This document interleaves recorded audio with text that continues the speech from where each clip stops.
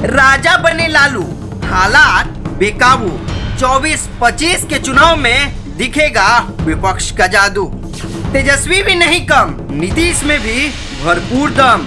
अभी से ही भाजपा बेदम। ऐसा आगाज तो अंजाम कैसा।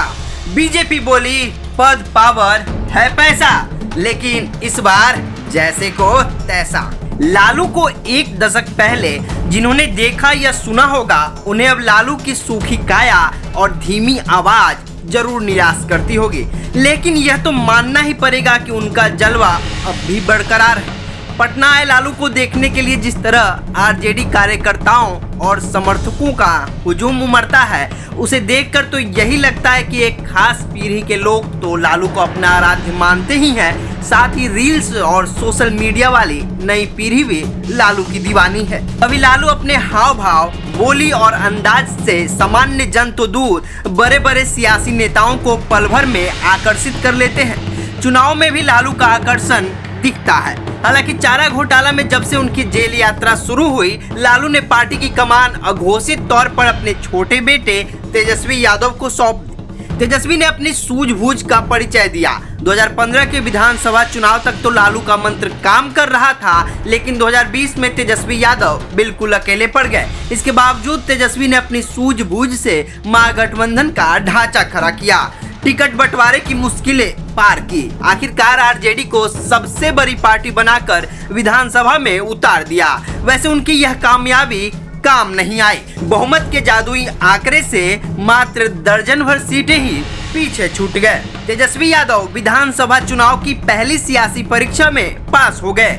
उनके सामने दूसरी परीक्षा थी, किसी भी हाल में राज्य की सत्ता में साझीदार बनना। संयोग बस लालू पिछले साल बिहार में ही थे, जब तेजस्वी ने जातीय जनगणना के सवाल पर नीतीश कुमार को पटा लिया, तो ऐसे कयास लगने लगे कि आरजेडी और जेडीयू किसी भी वक्त हाथ मिला सकते हैं। फिर आया रमजान का महीना और राबरी आवास पर हुई इफ्तार पार्टी में नीतीश कुमार ने शिरकत की।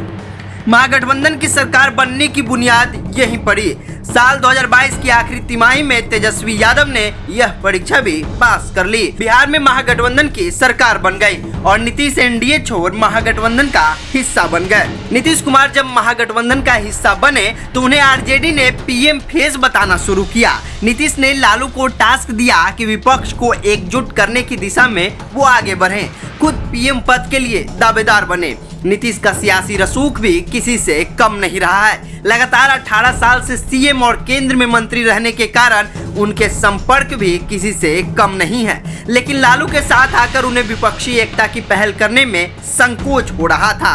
उनका संकोच भी लालू ने ही खत्म किया, साथ लेकर सोनिया गांधी से मिलने गए। उसके बाद पता नहीं क्या हुआ, नीतीश ने विपक्षी एकता के सवाल पर चुप्पी साध ली। तेजस्वी ने लालू यादव की तरह नीतीश कुमार का काम आसान किया।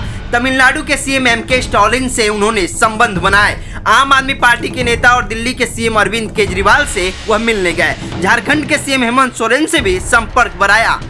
यानी जो काम नीतीश कुमार को नहीं करना था, उसमें तेजस्वी यादव ने बड़ी भूमिका निभाई। इतना ही नहीं, नीतीश ने बंगाल की सीएम ममता बनर्जी और यूपी के पूर्व सीएम अखिलेश यादव से जब मुलाकात की, तो उस वक्त साथ में तेजस्वी यादव भी मौजूद रहे। लालू ने पिछड़ों के हक से इतर कोई राजनीति नहीं की। 2024 के लोकसभा चुनाव में इसका अंदाजा भाजपा को भी लग जाएगा। हालांकि 2020 के विधानसभा चुनाव में बिना लालू उनके बेटे तेजस्वी ने दिखा दिया कि राजनीति में तेजस्वी किसी से कम नहीं है। तो जरा सोचिए कि अब तो लालू भी एंट्री मार चुके हैं। ऐसे में विधानसभा और लोकसभा चुनाव में क्या परिणाम सामने आने वाले हैं, यह सोचकर अभी से ही बीजेपी के शीर्ष नेताओं को पसीने छूट रहे हैं।